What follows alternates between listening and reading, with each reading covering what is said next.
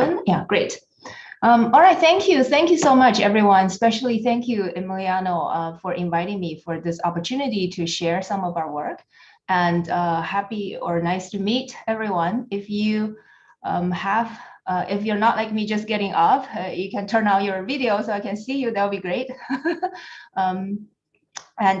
Please feel free to ask questions or in the chat or just ask questions. I would love to make this more interactive. So my main goal for today is to introduce some of our current work on trustworthy machine learning with differential privacy and certified robustness, and then how to combine both of them. And I don't think I need to motivate too much for this crowd, but really we're just looking at these machine learning algorithms, and for all of these mission critical or important applications, it's important to make sure our algorithms are robust and preserve the privacy, because there have been a lot of work that's showing various kinds of attacks that can be done to these deep learning or machine learning systems. Many of you have done great work.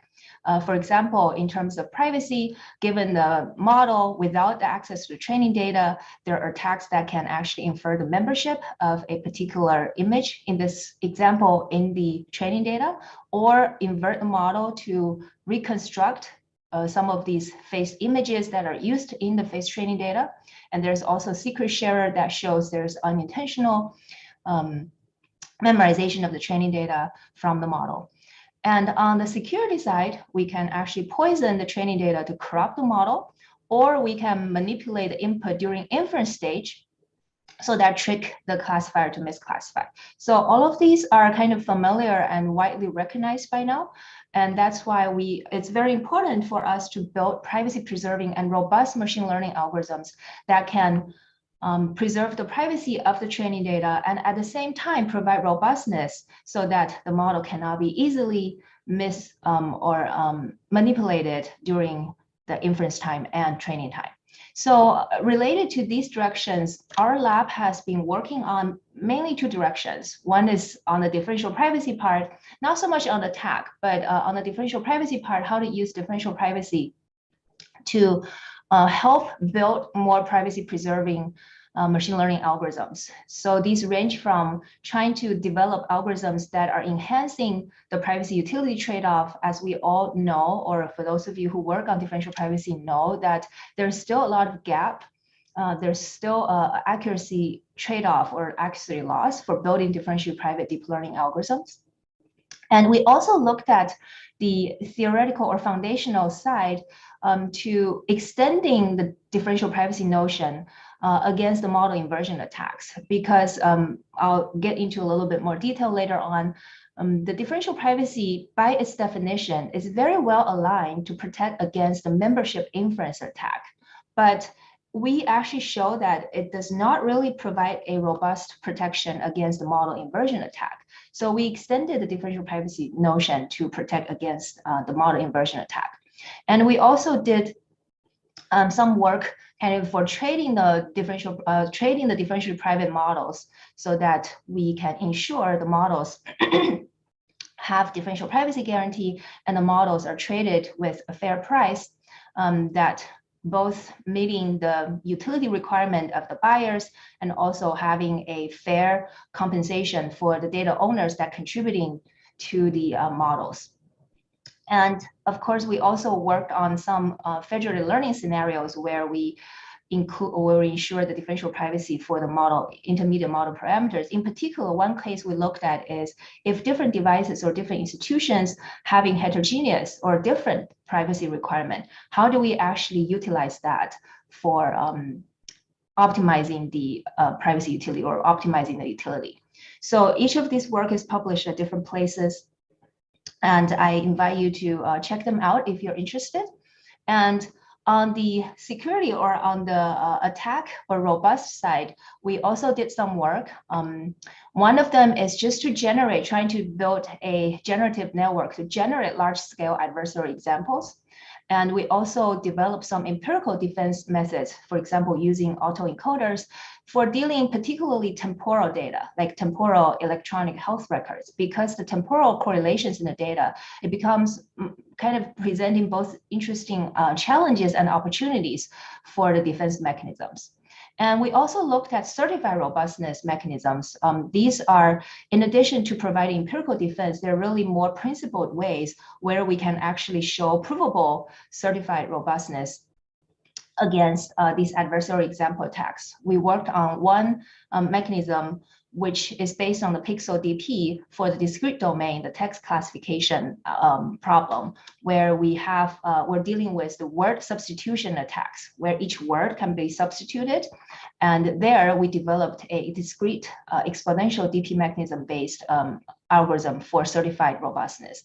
We also developed a certified robustness using the randomized smoothing, which I'm going to actually talk about later in the talk, for quantized neural networks. Here, the quantized neural networks provides more efficient network, and the model parameters are quantized, or having a smaller representation instead of floating point representation. We may have an integer representation so that it can be easily deployed and more efficiently run on mobile devices or devices that does not support floating point computation. So there, the problem or the challenge is how to create randomized smoothing using discrete noise. So we did some work there on that front. So again, I invite you to check out those papers if you're interested. So for today, what I want to do is actually just focus on two work. One is how to enhance the privacy utility trade-off, the recent work we did for building a practical differential private deep learning training framework that has shown better utility rates in theory and also better results in empirical studies. And then I just show you the example of how we actually extend the traditional DP notion or standard DP notion to protect against model inversion attacks. You will notice these extended DP notion work is published in Big Data. It's not so called a top conference, but I really like this work, so I would love to share this work, and also I would love to see to get your feedback on this. And then finally, like Emiliano already promised, and I already promised, I'm going to show how do we combine differential privacy and certified robustness using randomized smoothing. How do we killing two stones or two birds using one stone? Okay, so that's the plan. And with that, just a very quick review of differential privacy definition for, I'm sure I probably don't need this in this crowd, but basically the goal or definition of differential privacy requires a mechanism satisfies or recommend satisfies epsilon delta differential privacy if for any pairs of neighboring data sets that differing at most one record, and for all output events, in this case, it's our deep learning models, these two probability ratio mapping from the two different sets of data to the same model, to the same output is guaranteed or is bounded by a multiplicative factor e to the epsilon and additive factor delta. And the typical way to achieve it is called differentially private SGD or gradient perturbation, where during the training process, we would add calibrated Gaussian noise to the gradient in each iteration. And then using decomposition theorems or tools, in this particular case, using moments accountant to compose the privacy cost over the multiple iterations. So we can reason about the overall privacy cost for the model. So with that, we believe it's very, very important to actually understand. So while a lot of work have shown the empirical results of the differential private deep learning algorithms, but we believe it's very important to also understand the utility of the DPSGD or differential private deep learning algorithms in theory. And there are many work that have been done. Many of you probably also done some work and also familiar with the work.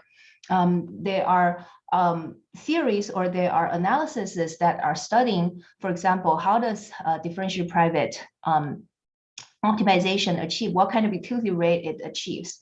So we analyzed the existing works and realized, or we concluded there are several gaps in existing works that are trying to understand the utility rates of the differential private SGD in general and their applications to deep learning, because deep learning is non-convex, as you all know, while a lot of the theory are actually focused on the convex settings. So the three gaps we can summarize are that the first one is the existing analysis, the algorithms analyze the existing theory. Between the algorithms applied in practice, there's often a gap. The algorithms analyzing theory usually use the full gradient descent, while the algorithms applied in practice usually using stochastic gradient descent, like those have been included in TensorFlow and all these in practice, we typically use the stochastic gradient descent to deal with larger data sets to have more efficient training process. And the second one is the analysis typically have done for the non-private SGD algorithms. And those algorithms for private SGD algorithms, there are also some gap between these. So for those non-private SGD algorithms, when we actually apply SGD, for example, there are many popular techniques to help the SGD to converge, to help the deep learning to converge with a better accuracy. These include like stage-wise learning, where we train a model using different stages, and each stage we use a different learning rate. Or we can use momentum to help with the training. So many of these techniques have been shown both empirically and in theory to help with the convergence, to help with to have a more robust model at the end. While in the private case, when we are developing or using private SGD to have differentially private algorithms, typically the analysis or existing analysis only use constant step size. So that's the second gap. And then the third gap is for the utility analysis, the excessive population risk and excess empirical risk are the two most representative utility rates or metrics that people use.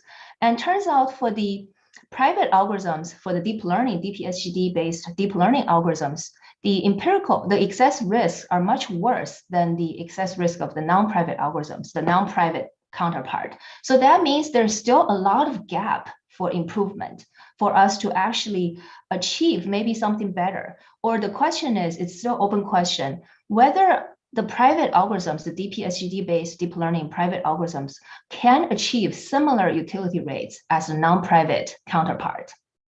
So with all of these questions or gaps in mind, we think it's really important to understand the utility rates of the deep learning algorithms, kind of to understand its capability and the limitations. So what we did in this work is to design and analyze a stage-wise DPSGD algorithms with early momentum, sort of taking into account these popular algorithms for the SGD training. And then we analytically showed its utility rates. And the findings is mainly the utility rates is improved over existing results. And more importantly, it actually can match the non-private ones under certain conditions. So those are a summary of the contribution. I'll go into a little bit detail of the algorithms we proposed and analyzed. So the algorithm looks like this. And we don't have to go into or look into a lot of the details, but the main idea of the stage-wise DPSGD with early momentum is that we're going to train the DPSGD algorithm using multiple stages. So in this case, if you look at this line, we're training this algorithm, we're training the model using K stages. And then each stage we will use a different learning rate, in this case, eta subscript K. And then this calls the DP-EM-SGD, the algorithm 2. In this case, this works very similar as the traditional standard DPSGD algorithm, where we have a learning rate in this stage, and for each iteration, we draw a mini batch and draw a DP noise.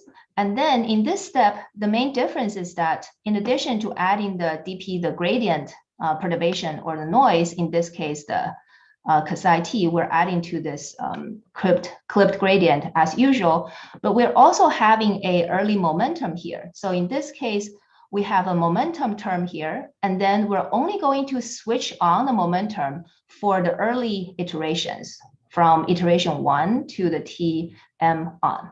So these are the main differences between this stage-wise DPSGD with early momentum algorithm from the standard DPSGD algorithm. Really, the two differences just using the stage or stage-wise decayed learning rate, and second is using the early momentum during the updates. So these are the two main differences, and turns out it's fairly standard or easy to analyze the privacy for this algorithm, just following the moments of count and analysis. And we're able to prove that, okay, this algorithm satisfies the epsilon delta differential privacy, but our focus in this work is not really to have the tight privacy analysis and so on. It's really that we want to try to understand the utility, what kind of utility this work or this algorithm can achieve. So we did some theoretical analysis. We made some common assumptions. These are kind of mild conditions on these loss function. And then our key result is that the DP non-convex optimization, in this case, can achieve the same utility rate as non-private counterpart under these conditions, under these mild assumptions. And these assumptions, we argue, we believe they are fairly common and they can be achieved in practice in many settings under deep learning training regime. And these optimization utility rates are measured by the population risk and empirical risk. And this is just a reminder of the relationship between the expected excess population risk and expected excess empirical risk and their relationship with the testing error. So basically, without getting into a lot of these mathematical details, the key result is that I think we think it's promising. It basically shows it's possible for the DP non-convex optimization to achieve the same utility rate in the big O order as the non-private counterpart, using this early stage multi-stage training and early momentum. So we also did some empirical studies to verify if these theoretical results can be actually verified. So we trained these using that model or using that training algorithm to train both shallow models and deep models. So there are a few key findings from these analytical empirical results. So the first one is if we look at both the shallow networks and the deep networks, the shallow networks is on MNIST dataset and the deep networks is on CIFAR-10 dataset. And the blue line in this case is our non-private SGD. So this one does not have any differential privacy requirement. So obviously it actually gives us a baseline of what kind of accuracy we can actually achieve, right? The non-private version. And then for all the private version, turns out the stage-wise without momentum performs the best. So that's actually a little bit surprising to us. We were expecting the one with early momentum would perform the best, but turns out the one without momentum performs the best. So that means the stage-wise training is really useful. But on the other hand, the momentum may actually trade off the utility for efficiency.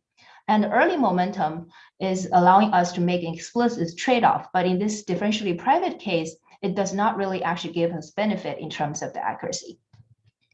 And then we can see if we compare the non-private ones and the private models, we see the gap is much larger in the deep network versus the shallow network. So that actually shows in these deep cases, for deep models, there's a lot of space for us to actually improve our deep learning models in terms of guaranteeing differential privacy. So we can hopefully develop better models or better algorithms that improve this trade-off between privacy and utility. But the conclusion is that with the stage-wise, with the differential privacy requirement, it performs much better than the ones that does not use the stage-wise algorithm.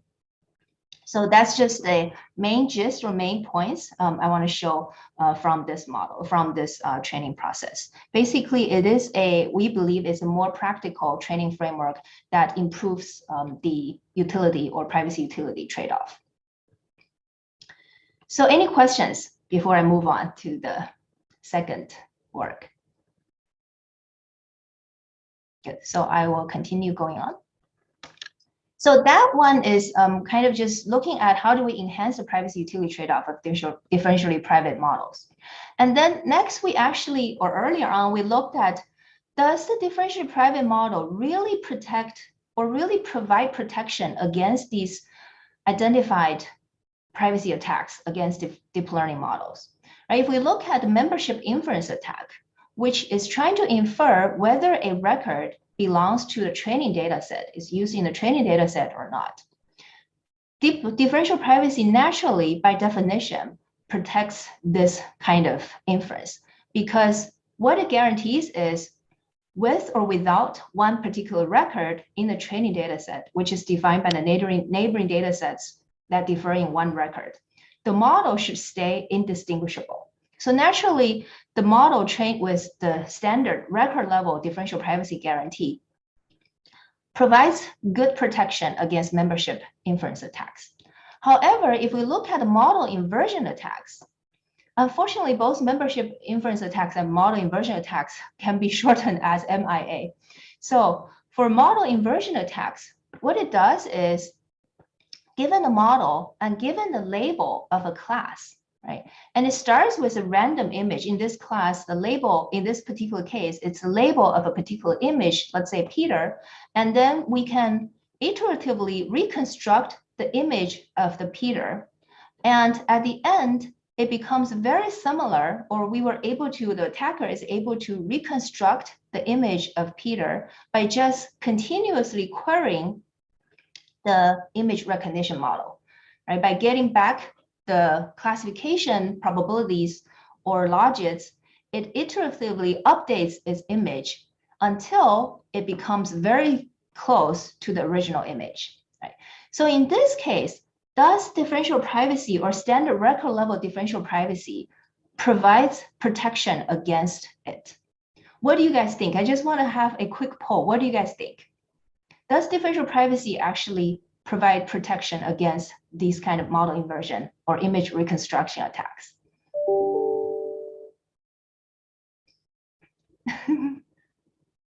I guess there was a blog article about reconstruction attacks with linear queries where they know the exact theory of how much sample complexity is required. It's on the differential privacy blog. But I'm not sure if it was not a linear query, then of course I'm guessing because you're presenting your work. It's not, but I don't know of any theory that exists. Thank you. So it's a tricky question. Of course, yeah. So what our belief is that on one hand, differential privacy, if we train the model using DP, right, it's going to add some perturbation. So intuitively, it's going to provide some protection.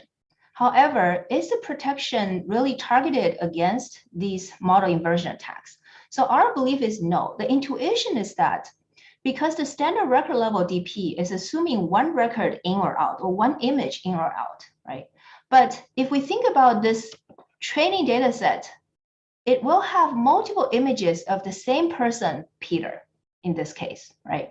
So if we simply guarantee DP with absence or presence of one single record or one single image, then the correlated images that corresponding to the same class still have the encoded information, still can be used to infer the images that are associated with Peter.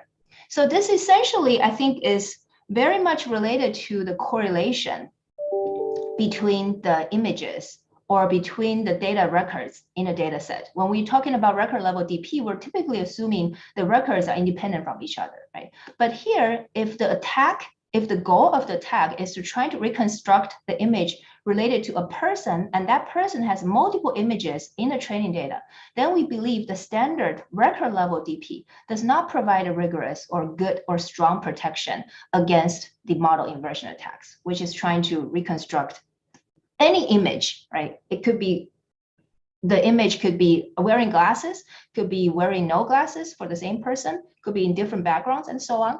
So the attacker is, as long as it's able to reconstruct one image associated with class, is considered as a successful attack. So in this case, what we believe the standard record level does not provide a good protection. Now, what or how can we extend the differential privacy, the standard notion, to protect against these class-based, we call it class-based image reconstruction? So naturally, our idea is, because there are multiple images associated with one person, right? So instead of ensuring record DP, can we ensure class DP? Or in this case, it's person DP, right? Because each class is a person.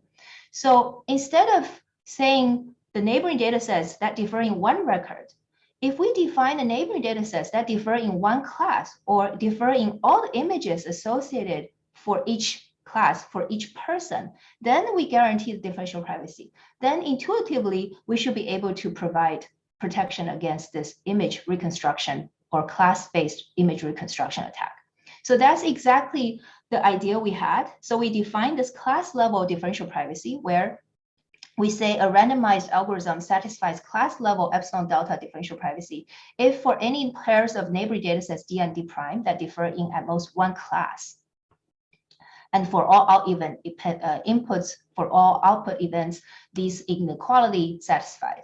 So this inequality is the same. The main difference is just our definition of the neighboring data sets is that they're differing at most one class. So that means one set of data could have all the images, and the other set of data could have all the images associated with Peter substituted by some other images. Right?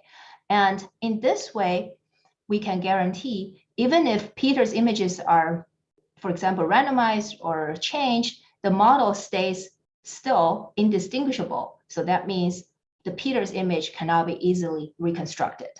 Right? And how do we achieve this class level differential privacy? So we just updated or modified the standard DPSGD with a class sampling. So this class level DPSGD works almost exactly the same as the standard DPSGD. The main difference is that in this line 3, we are actually, for each iteration, before we sample mini batch, as typically done in DPSGD, we would sample each class with a certain probability. And then for each sampled or selected class, we do the similar thing. We do the mini batch, and we do the gradient clipping and gradient perturbation and so on. So this sampling each class in each iteration, because of this step, when we do the privacy analysis, we are also able to follow the moments of content analysis and having a privacy guarantee that's actually having a factor of the number of classes in a data set. So really the number of classes is almost like the number of users in the data set.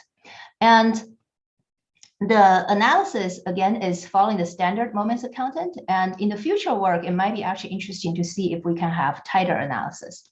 But again, our main focus for this work is not trying to get the strong, very tight privacy analysis in terms of actual level of epsilon delta DP. What we're really trying to understand or trying to say is this one gives a stronger protection against the model inversion attacks. Even if we have the same model accuracy, we were going to show the DPSGD based on class level DP is going to have a stronger protection against the standard record level DP. And also we proposed some kind of more generalized notions like a subclass level. So instead of guaranteeing the class level, we can also have a subclass level, dividing the one class into multiple subclasses and then reinforcing the subclass level differential privacy. So this is the algorithm and the privacy analysis. What I really want to show is some interesting attack results. So this shows the model inversion attacks on the FACES 94 data sets. And the first row is the original faces for 6 selected faces. And then the second row is the vanilla model, where actually the vanilla model is able to achieve an accuracy of 100% for the image recognition.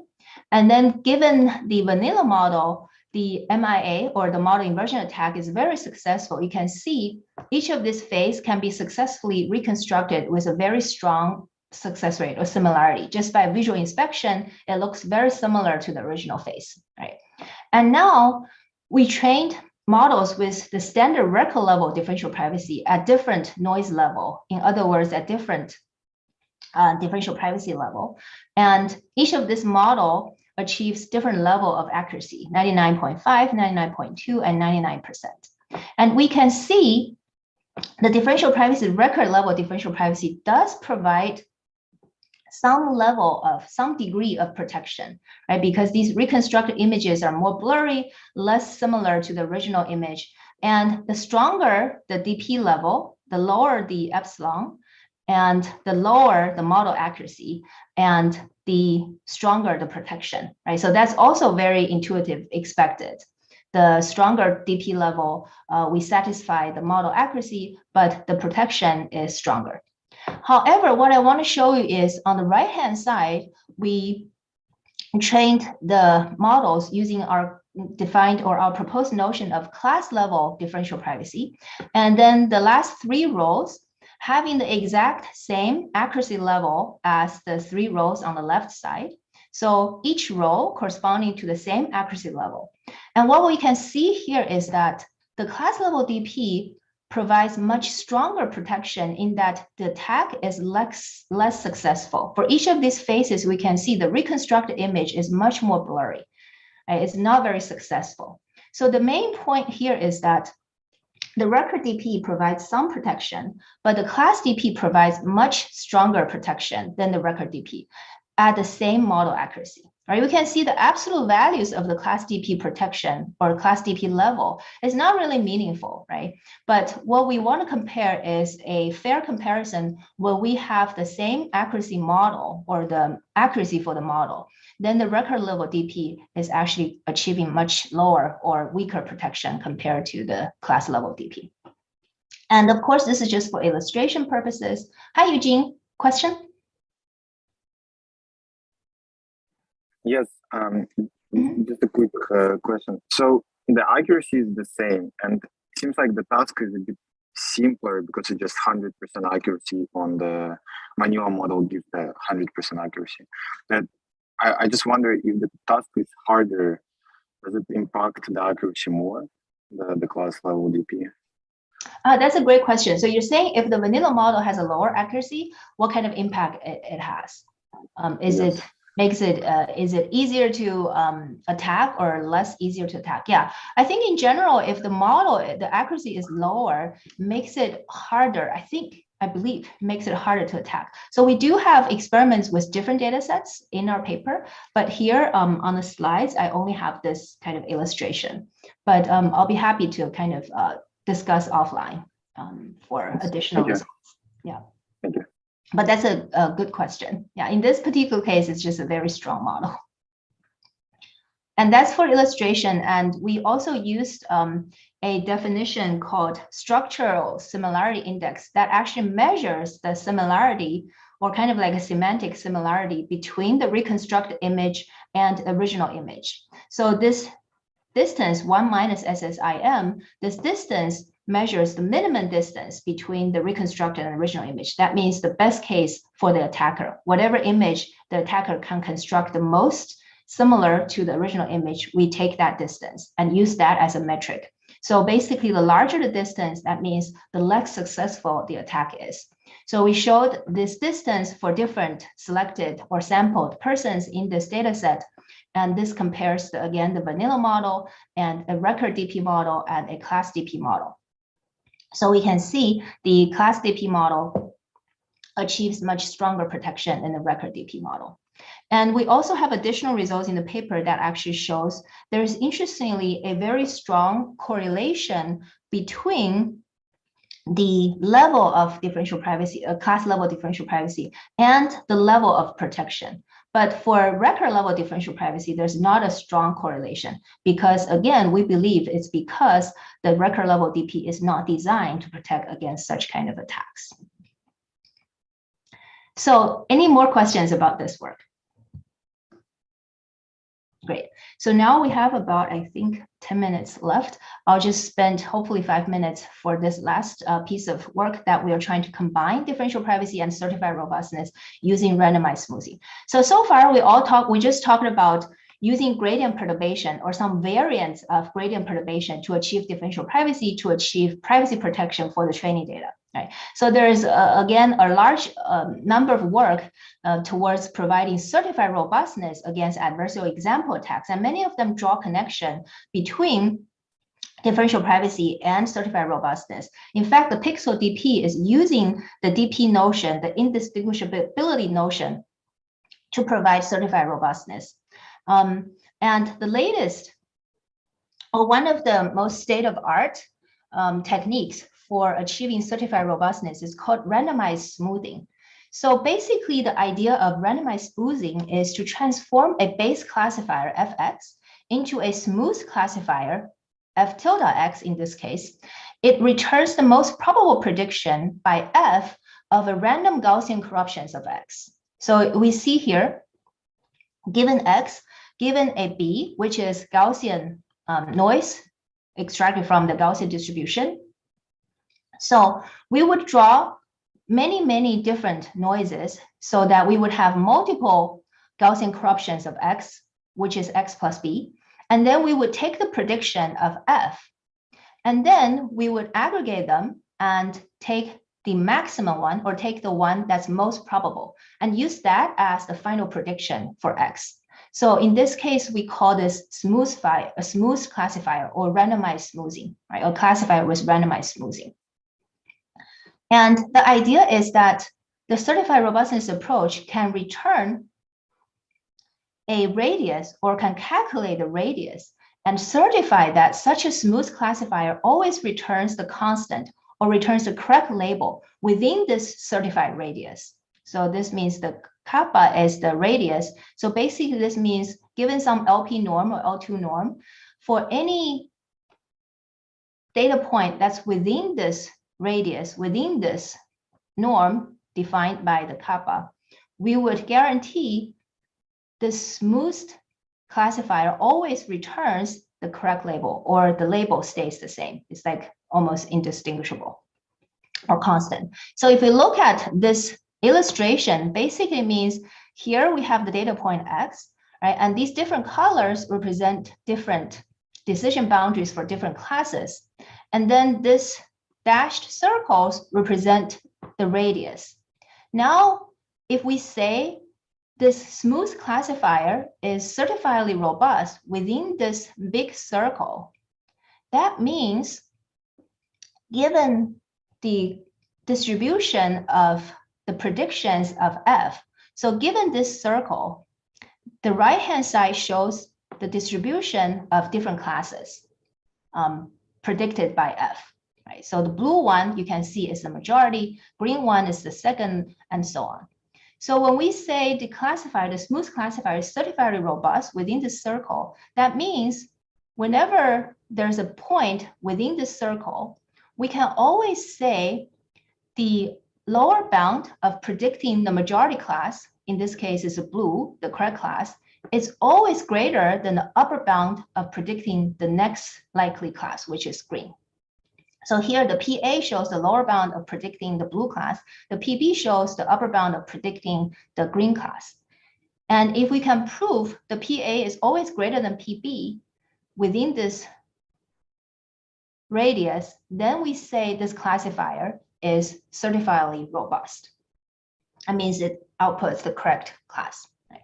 So typically this input perturbation or randomized smoothing is only needed during inference stage. Right? During inference stage, given the input X, we would do the randomized smoothing, and then we would aggregate the predictions and get the majority prediction and use that as an output. But in order to have good utility, in common practice, almost always we would train the model using also randomized smoothing in order to have improved utility. So during training, we would also have each record to be randomized smooth, or having almost like a Gaussian augmentation. We would have multiple augmented samples based on a training input, and then use that during the training and have the trained model. And then during inference stage, we would apply the smooth-fied or smooth classifier in order to prove the certified robustness. So that's for achieving the certified robustness with the randomized smoothing. Now, if I ask you, if we want to achieve both differential privacy and certified robustness, how do we go about achieving it? Right? One straightforward solution is to, let's do gradient perturbation as we have done earlier, like DPSGD, to achieve differential privacy, right? During the training process, we still add noises to the gradients as we have done earlier so that we can achieve differential privacy. And then we can use the input perturbation during both training and testing to have a smooth classifier to achieve certified robustness, as we have seen earlier in the last slide. So essentially, these two processes are operating separately, and we would prove the certified robustness, the radius, based on the input perturbation, and we would prove the differential privacy based on the gradient perturbation, the level of differential privacy based on gradient perturbation, right? So that's all good, and that's exactly what some work, existing work, have done for achieving both differential privacy and certified robustness. But then intuitively, if we look at this, we would actually naturally wonder, right? We are using noise both at the input level, at the input data points level, and during the training at the gradient level. So can we somehow utilize these noises for the other purpose, right? So that actually motivates us to ask two questions. One is, can we transform this input perturbation, this noise we're adding to the input that's designed to achieve certified robustness, can we somehow transform it so that it helps us to achieve differential privacy? And then the flip side problem is, or question is, can we somehow analyze or transform this gradient perturbation that's used to ensure differential privacy? Can we somehow transform it to achieve certified robustness? Can we somehow transform it to input perturbation or equivalent kind of input perturbation to achieve certified robustness, right? These are the two questions we would like to ask. Now, for this work, we focused on the first question. Can we transform input perturbation to achieve differential privacy? In fact, input perturbation for kind of convex settings, it has been shown it can be used for achieve differential privacy. However, for these deep learning scenarios, non-convex settings, there's no straightforward way, there's no easy way or trivial way to analyze what kind of differential privacy can this input perturbation achieve, right? So in order to answer this, essentially what we are doing is we study this particular scenario for pre-trained classifiers. So there's input perturbation is used to achieve the certified robustness as usual. And so here is the input X, and we're adding some input perturbation here, and we are getting a perturbed output Z. And this goes through a denoiser, and this is the denoised input. And then this denoise input goes through a pre-trained classifier, and then we have a predicted label. So this is a pre-trained kind of paradigm that's recently proposed in the literature.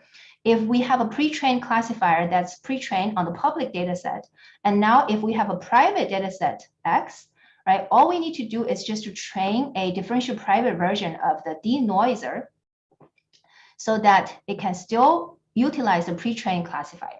And then all we need to do is to use the input perturbation on the X so that we can guarantee this DP denoiser guarantees certified robustness.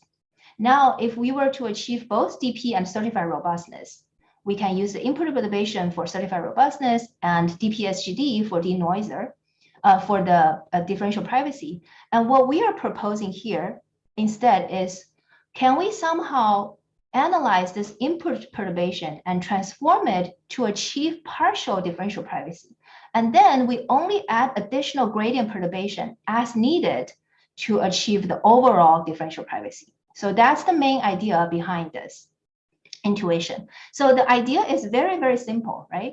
We are just hoping to transform the input perturbation to gradient perturbation to help us analyze the partial DP, and then just adding additional gradient perturbation to achieve the overall DP. So the devil lies in the details. The main challenge is, how do we analyze it? So we developed several analytical tools that help us transform the input perturbation to a multivariate gradient perturbation. And then we develop a tool to analyze differential privacy for this multivariate gradient perturbation. And then we can compose this multivariate gradient perturbation with the standard gradient perturbation to reason about the final DP. So that's the main kind of interesting technical things we worked out for this work, is how to analyze the input perturbation for achieving partial DP. Once that's figured out, then the hypothesis is that this would give us better utility for the trained model, because we are able to utilize or reuse the same amount of input perturbation for both achieving certified robustness and achieving differential privacy, so that we can afford to have less gradient noise to be added compared to if we do these two things separately, right? So here are some quick results. Here shows the certified accuracy for the trans-denoiser, which is our framework that utilizes the noise, input perturbation noise, for achieving both DP and certified robustness. And these are the three kind of existing state of the art. And we can see the certified accuracy is outperforming the other baselines. And here shows, the right figure shows the ablation study of our trans-denoiser without differential privacy, which is the black line, and with separate differential privacy, which is the blue line. And the purple line just shows a different noise level, different differential privacy level. So we can see the main point is that the trans-denoiser achieves kind of similar certified accuracy compared to the one with no differential privacy. So that means we were able to utilize the input perturbation to achieve most of the differential privacy requirement. And we only have to add a little bit of a noise, additional noise in terms of gradient perturbation to achieve the required differential privacy. But compared to the separate differential privacy, then we can see the certified accuracy is much, much better, significantly improved, just because we were able to reuse the noise, the input perturbation noise.